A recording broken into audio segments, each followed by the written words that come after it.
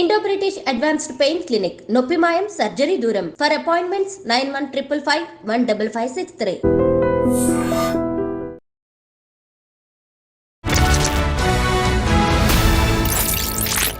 అందరికీ నమస్కారం. నేను Swaroopa Potlapalli. Welcome to iDream. తెలంగాణలోకి అఘోరి రీ ఎంట్రీ ఇచ్చింది. వచ్చి రావడంతోనే గొడవ మొదలు పెట్టేసింది. కరీంనగర్లో తన మీద 4 యువకులు దాడి చేశారని ఆమె చెబుతోంది.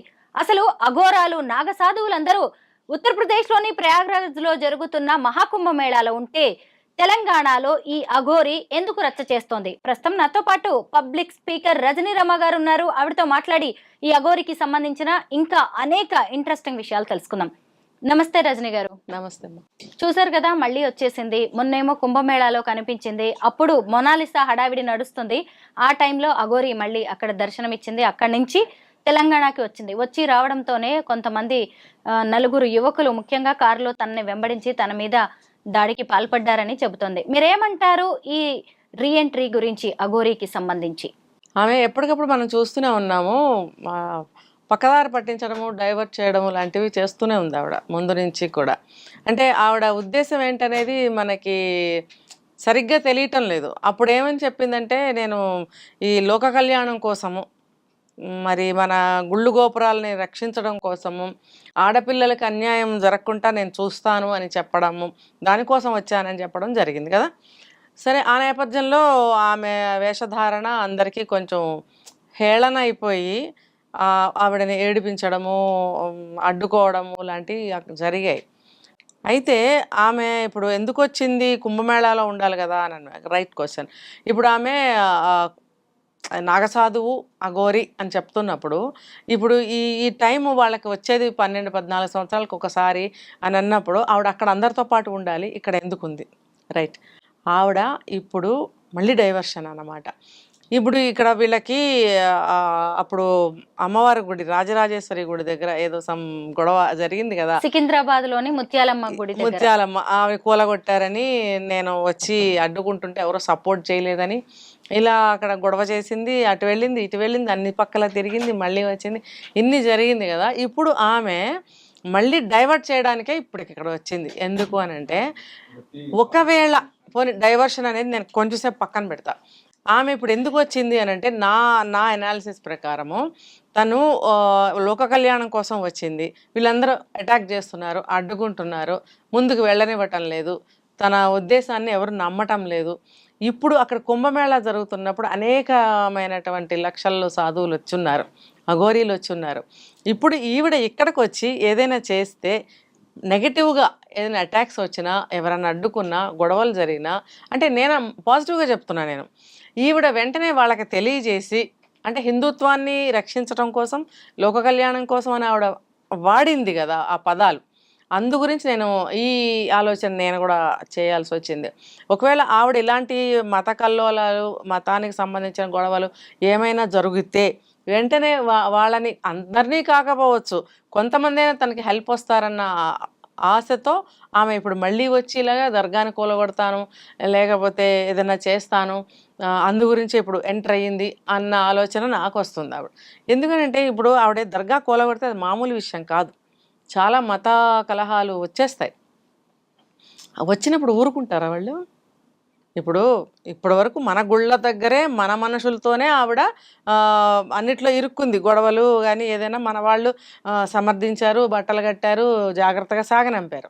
ఒక ఆడపిల్లని సాగనంపినట్టు మర్యాదగానే ఊరి పొలిమేరల వరకు తీసుకెళ్ళి సెక్యూరిటీతో వదిలిపెట్టారు. అమ్మా, నువ్వు ఇంక ఇక్కడ మా రాష్ట్రం నుంచి కానీ మా ఊరు నుంచి కానీ ఇంకా బయలుదేరమ్మా అని మర్యాదగా పంపించేశారు.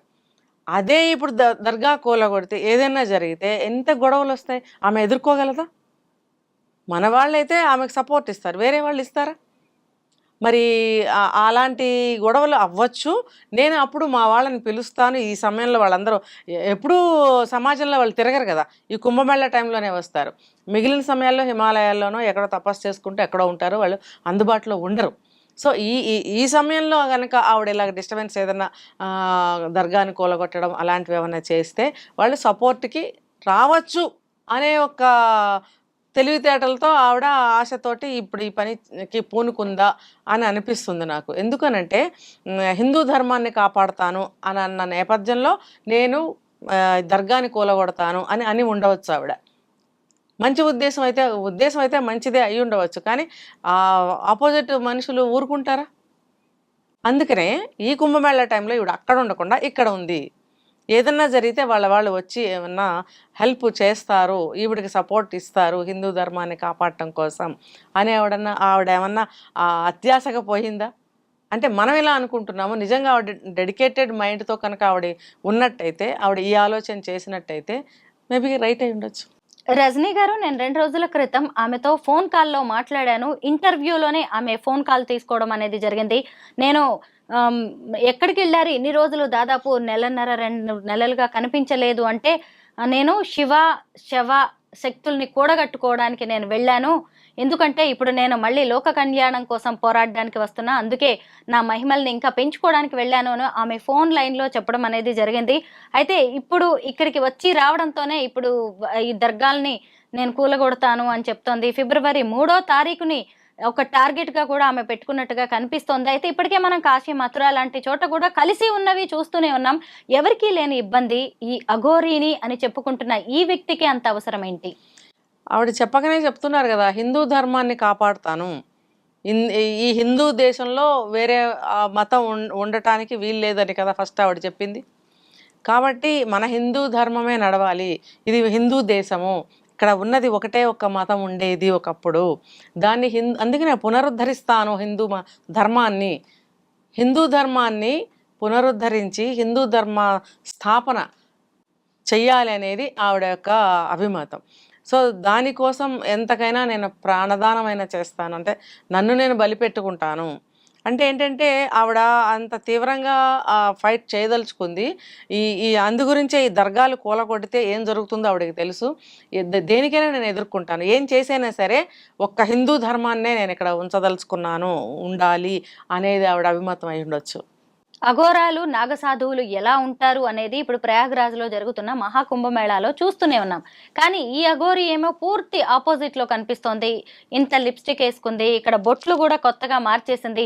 ముఖ్యంగా ఆమె హెయిర్ స్టైల్ గురించి మనం మాట్లాడుకోవాల్సిందే. అది విగ్గు అని అందరికీ అర్థమైపోతూనే ఉంది. అంటే అఘోరీగా తనని తాను గట్టిగా చెప్పుకోవడానికి మళ్ళీ కొత్తగా విగ్గు రూపంలో మనకి దర్శనమిస్తోంది. అలాగే గడ్డాలు, మీసాలతో కూడా కనిపించింది. అసలు ఈ అఘోరీని ఏమనుకోవాలి? ఒక్క మాటలో అయినా నిజముందా? ఇలాంటి వ్యక్తులు వచ్చేసి హిందూ ధర్మాన్ని కాపాడుతాం, లోక కళ్యాణం చేస్తాము, మహిళల్ని కాపాడతాం, ప్రకృతిని కాపాడతాం అంటే వీళ్ళ మనల్ని కాపాడేది ఇలాగ రకరకాల వేషాలు వేసుకుని వచ్చేవాళ్ళు. అంటే మనం ఇది 2 వైపులు ఆలోచించాలండి.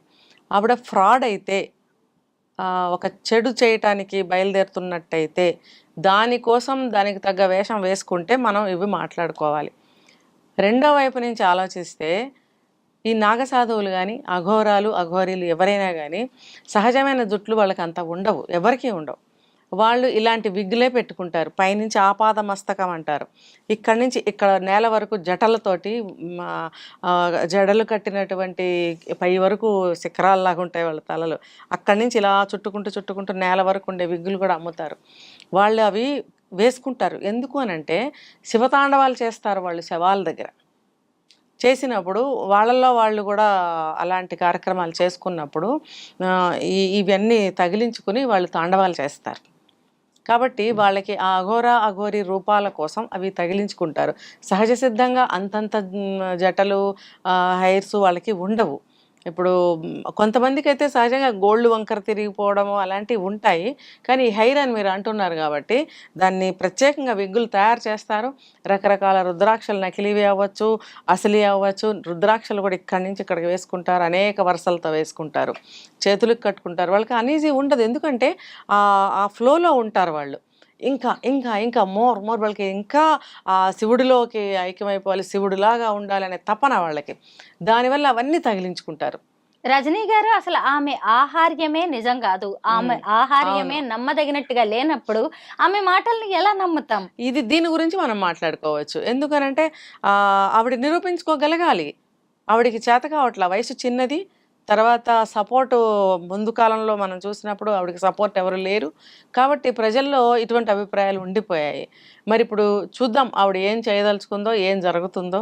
కానీ ఒక మంచి కోసం వచ్చినప్పుడు ఆవిడకి సపోర్టర్స్ కూడా ఉండాలి.